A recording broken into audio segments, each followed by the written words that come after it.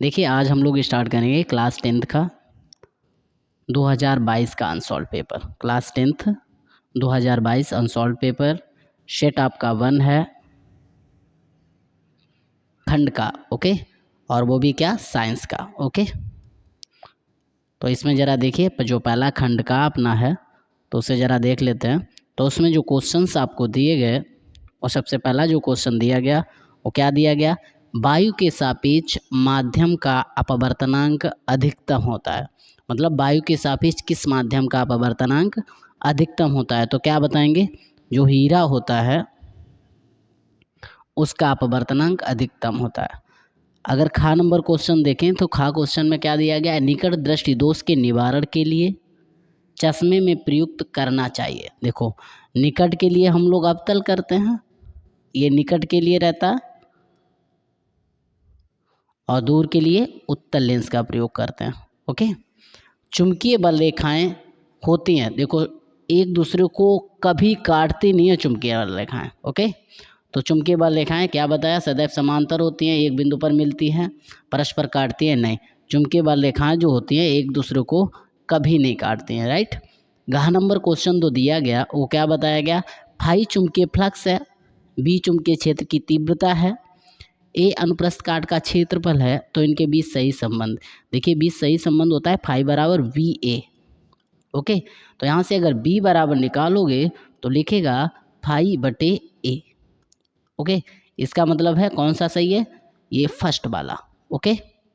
अगर आपको ये वीडियो अच्छा लगा है तो प्लीज़ चैनल को लाइक शेयर और सब्सक्राइब ज़रूर कर दें, ताकि जैसे ही हम वीडियो अपलोड करें और आप तक इसका नोटिफिकेशन पहुंच जाए। Thank you, have a nice day. Next देखिए अब यहाँ पर दूसरे का जो कार नंबर दिया गया उसमें क्या बताया, इन्होंने बताया अवतल दर्पण की मुख्य अक्ष पर ध्रुव से 30 सेंटीमीटर दूरी पर स्थित वस्तु का प्रतिबिंब वस्तु पर ही बनता है। अगर वस्तु का प्रतिबिंब वस्तु पर ही बनता है का हल करते हैं, का सॉल्यूशन, ओके। वस्तु का प्रतिबिंब वस्तु पर ही बनता है और अवतल दर्पण है, तो u बराबर b बराबर कितना हो जाएगा, माइनस का 30 सेंटीमीटर। सूत्र जो आपका लगता है वो क्या होता है, 1/f equals to 1/b plus 1/u। जब हम लोग वैल्यू रखेंगे तो क्या बनेगा, 1/f is equals to minus 1/30 minus 1/30, okay. लासा लोगे सॉल्व करोगे, ये बनेगा -2/30। इसे सॉल्व करोगे 15 टाइम्स जाएगा, ओके।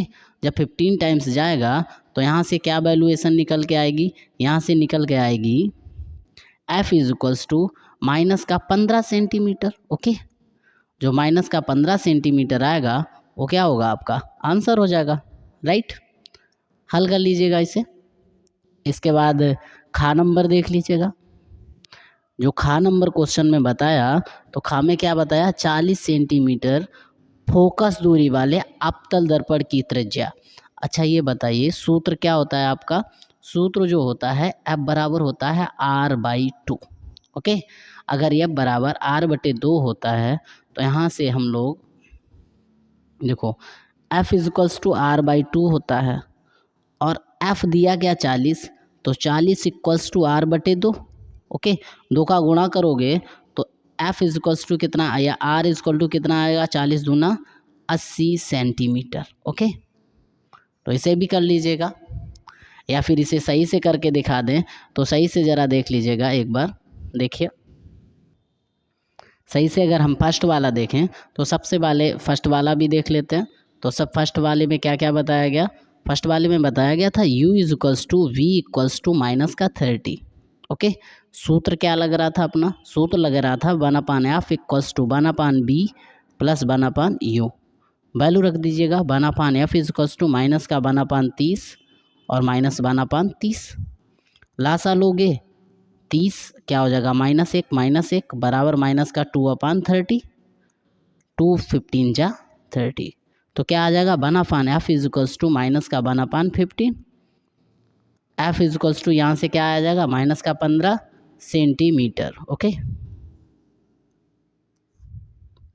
ये आपका क्या हो जाएगा, ये आंसर हो जाएगा।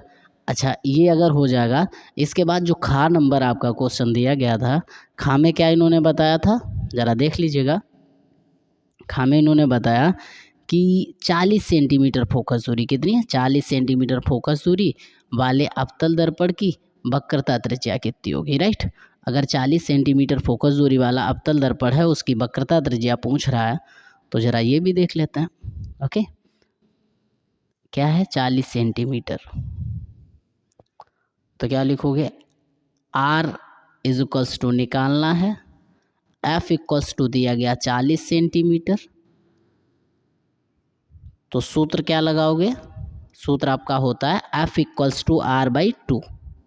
तो एफ आपका 40 है, बराबर आर बटे 2, त्रिज्या का आप गुणा कर दो, क्या हो जाएगा, आर बराबर 40 दूना 80 सेंटीमीटर। ओके, ये आपका आंसर हो जाएगा।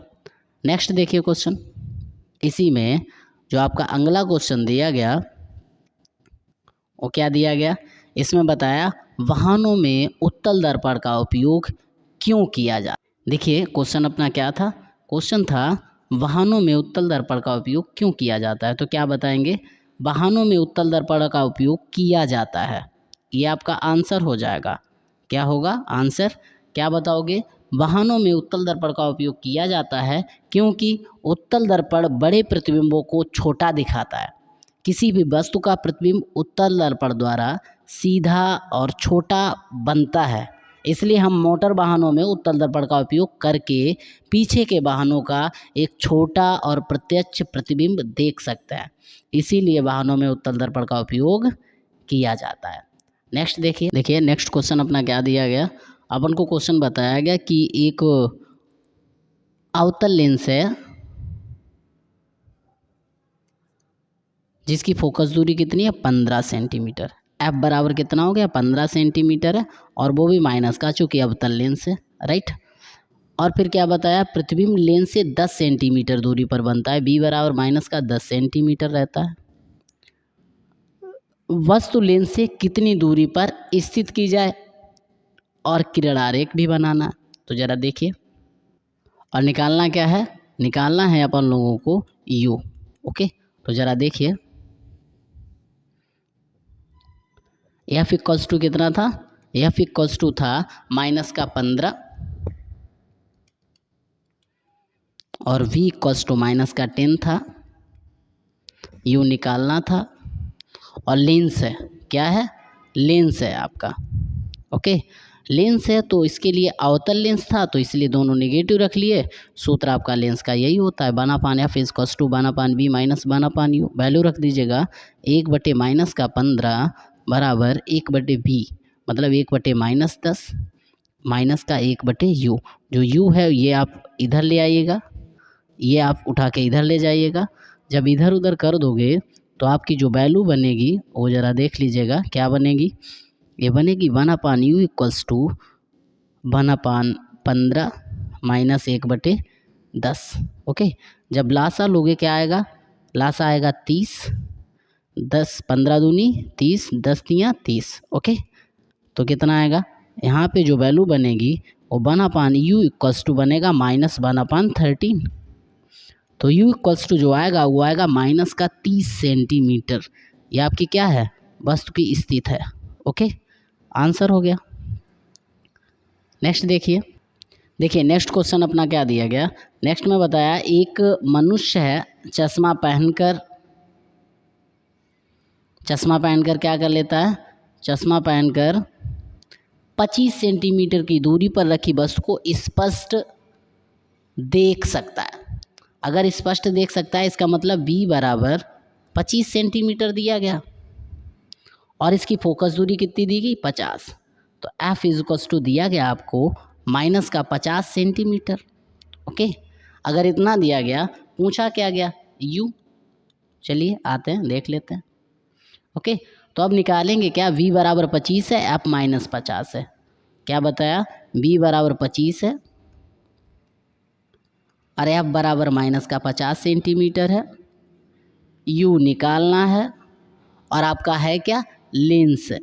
ओके, तो लेंस के लिए सूत्र अपना एक ही होता है, 1/f बराबर 1/v माइनस 1/u। ओके, तो 1/v माइनस 1/u वैल्यू रख दीजिएगा, 1/ माइनस का 50 बराबर 1/v 1/25 माइनस 1/u, राइट। अब जरा जो ये माइनस है ये आप इधर ले जाइएगा, ये आप इधर ले आइएगा।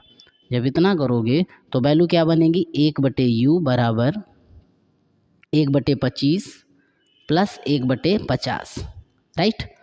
अब जब ये बनेगा तो 1/u बराबर 50 लासा ले लोगे, 25 दूना 50, 2 और 1 3, तो 1/u बराबर 3/50, तो u बराबर कितना आएगा 50/3 सेंटीमीटर। ओके, ये आपका क्या हो जाएगा आंसर। आगे देखिए, अपना जो नेक्स्ट क्वेश्चन दिया गया उस क्वेश्चन में क्या बताएगा, ये तीसरे का खा नंबर क्वेश्चन है। तीसरे के खा में क्वेश्चन में क्या बताया गया, इसमें बताया इन्होंने कि एक इलेक्ट्रॉन जिसका द्रव्यमान 9.0 कितना है, द्रव्यमान 9.0 × 10⁻³ kg। तो मास ऑफ इलेक्ट्रॉन क्या लिखेंगे, मास जो दिया गया वो 9.0 × 10⁻³ kg, ये गिवन है आपको। फिर इसके बाद में इन्होंने जो दे रखा वो आवेश दिया है। अच्छा, आवेश को हम लोग क्यू से रिप्रेजेंट करते हैं, तो क्या लिखेंगे, Q बराबर 1.6 × 10⁻⁻19 कूलाम। फिर बताया एक्स अक्ष के समांतर 3 × 10⁶ मीटर पर सेकेंड के वेग से गति करता है। ये वेग हो गया, मतलब v बराबर कितना है, v बराबर है अपना 3.0 × 10⁻6 मीटर प्रति सेकेंड। अच्छा, अगर x अक्ष के समांतर है, z अक्ष के समांतर 0.3 वेबर मीटर स्क्वायर, तो b बराबर कितना है 0.3 वेबर प्रति मीटर स्क्वायर। अगर ये दोनों अक्षों के, जैसे कि ये है और ये है, ये x है, ये y, ये z है, तो इन तीनों अक्षों के बीच 90 डिग्री का एंगल बनता है। इसका मतलब है कि जो अपना थीटा दिया गया वो 90 डिग्री का दिया गया। कितना दिया गया, 90 डिग्री। तो यहाँ से क्या बताया गया कि इलेक्ट्रॉन पर कार्य करने वाले बल, क्या क्या बताना है, एक तो आपको बल बताना है, बल, फिर दूसरा त्वरण बताना है। ओके, तो बल और त्वरण और बल की दिशा, राइट।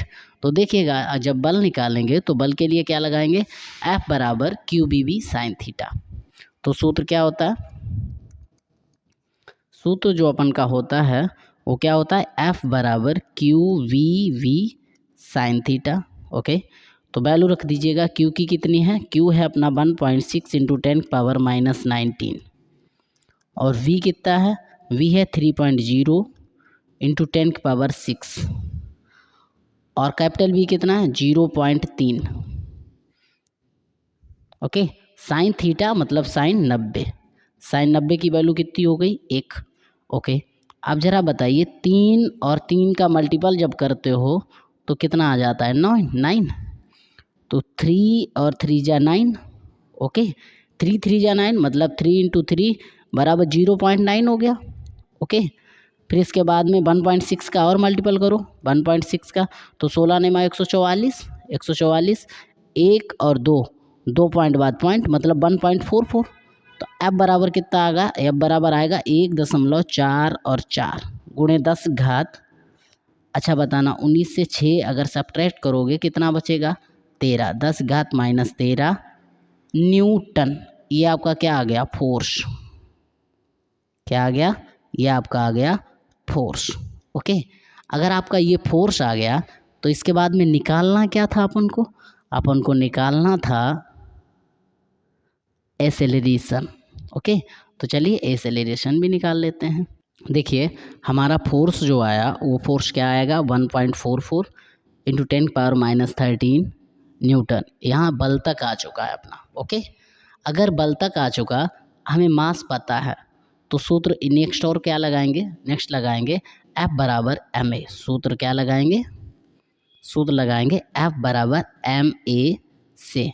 देखो F जो वैल्यू है अपनी वो है 1.44 गुणे 10⁻−13।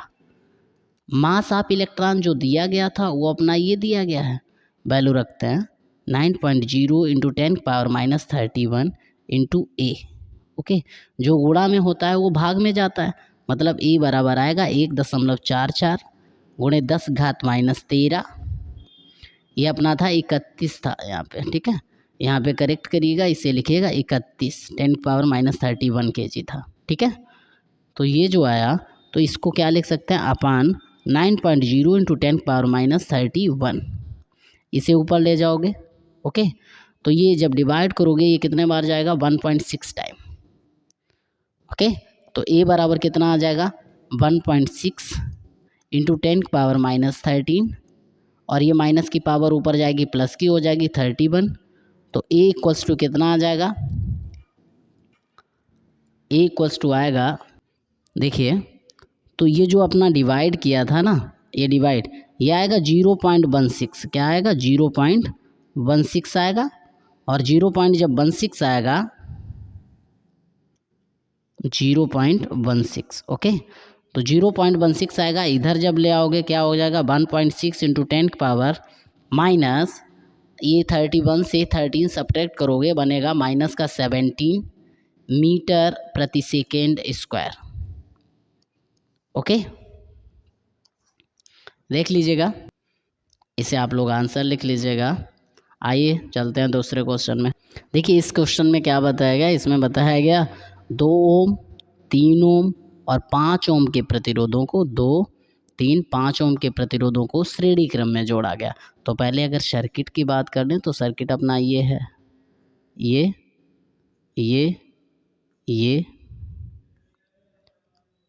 ये जोड़ा गया है। जोड़ने के बाद इन्होंने क्या बताया, ये 2 है, ये 3 है, ये 5 है, विभवांतर 30 वोल्ट है। ओके, तो ज़रा बताना अगर श्रेणी क्रम में आप जोड़ते हैं तो श्रेणी क्रम में जोड़ने पर रेसिस्टेंस जो होते हैं डायरेक्टली ऐड हो जाता है सीधे सीधे। तो यहाँ से R1 बराबर जो है आपका 2 ओम है, R2 आपका 3 ओम है, R3 आपका 5 ओम है। ओके, अगर तुल्य प्रतिरोध निकालते हो मतलब R इक्विवेलेंट बराबर, तो टोटल डायरेक्टली ऐड हो जाता है, क्या होता है R1 plus R2 plus R3। Okay, जब ऐड करोगे तो कितनी वैल्यू आएगी 2 + 3 + 5, राइट, इसका मतलब कितना 10 ओम। R इक्विवेलेंट आपका कितना आ गया 10 ओम आ गया, राइट। अब जब R इक्विवेलेंट आपका 10 है तो इसमें हमें निकालना क्या क्या था, इसमें हमें निकालना था क्या कि 30 वोल्ट है, पहले तो करंट निकाल लेते हैं, तो V बराबर 30 वोल्ट है। ओके, तो यहाँ से क्या निकालेंगे I। अच्छा, अगर I निकालेंगे तो I इक्वल्स टू क्या होता है V/R, सूत्र लगा दो। तो I बराबर V कितना है, V है 30/R कितना है 10, 10 × 30, तो I बराबर कितना आ गया 3 एम्पियर। फिर इन्होंने क्या बताया, इसके बाद इन्होंने कहा, इसके बाद जो कहा वो ज़रा ध्यान से देखिए। इसके बाद कहा कि प्रत्येक प्रतिरोध के सिरों पर विभवांतर ज्ञात कीजिए। मान लेते हैं इस पे विभवांतर जो है अपना वो V1 है, इस पे V2 है, और इस पे V3 है। ओके, तो ज़रा बताना V1 बराबर क्या होगा I × R1।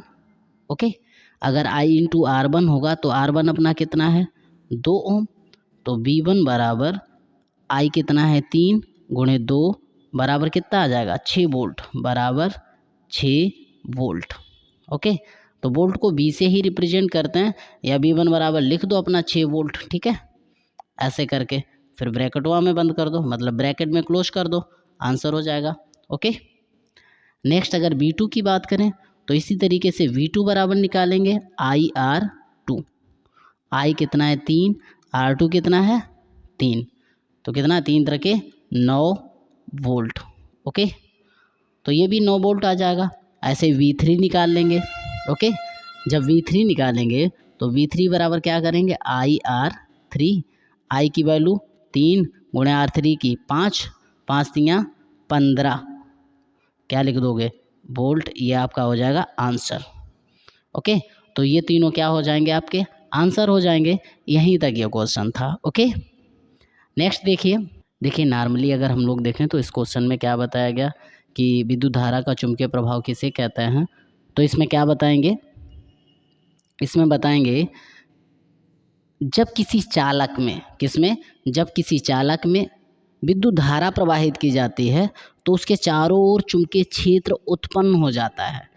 इस घटना को विद्युत धारा का चुंबकीय प्रभाव कहते हैं। क्या, किसी चालक में विद्युत धारा प्रवाहित की जाती है तो उसके चारों ओर एक चुंबकीय क्षेत्र उत्पन्न हो जाता है। इस घटना को विद्युत धारा का चुंबकीय प्रभाव कहते हैं। आगे देखिए, आगे इसमें इन्होंने क्या बताया, आगे इसने पूछा कि बताइएगा एक लंबे सीधे चालक तार पर उत्पन्न चुंबकीय क्षेत्र की तीव्रता किन किन बातों पर निर्भर करती है। तो देखो बातें अगर बताएं तो ज़रा देख लेते हैं किन किन बातों पर निर्भर करती है। ओके, देखिएगा चुंबकीय जो धारावाही की तीव्रता का सूत्र होता है वो होता है B बराबर μ0/2π/I/R। ओके, तो यहाँ से हम बता सकते हैं B is directly proportional to I, मतलब जो चुंबकीय क्षेत्र की तीव्रता होती है वो चालक तार में प्रवाहित धारा के सीधे समानुपाती होती है। पहला पॉइंट तो ये, मतलब धारा बढ़ेगी तो चुंबकीय क्षेत्र की तीव्रता बढ़ेगी, अगर घटेगी तो घटेगी। पहला पॉइंट ये हो गया। दूसरा पॉइंट ये है कि चालक तार और उसके बीच की दूरी के वर्ग, मतलब दूरी के व्युत्क्रम के या दूरी के व्युत्क्रमानुपाती होती है। ये दूसरा पॉइंट है, मतलब बीच की दूरी अगर बढ़ेगी तो ये चुंबकीय क्षेत्र की तीव्रता घटेगी, अगर ये घटेगी तो चुंबकीय क्षेत्र की तीव्रता बढ़ेगी, मतलब अगर ये घटेगी तो ये बढ़ेगी। ये दो पॉइंट हो गए। ओके, आगे बताया इसको ज्ञात करने के नियम क्या हैं, जैसे कि इसी में इन्होंने क्या बताया, चुंबकीय क्षेत्र की दिशा के लिए नियम लिखिए। ओके, यही तो बताया, तो चलिए नियम भी लिख लेते हैं। देखिए अगर इसका नियम देखें, ज्ञात करने के नियम, चुंबकीय क्षेत्र की तीव्रता को ज्ञात करने के नियम, तो ये नियम क्या है, नियम है दाएं हाथ के अंगूठे का नियम, राइट।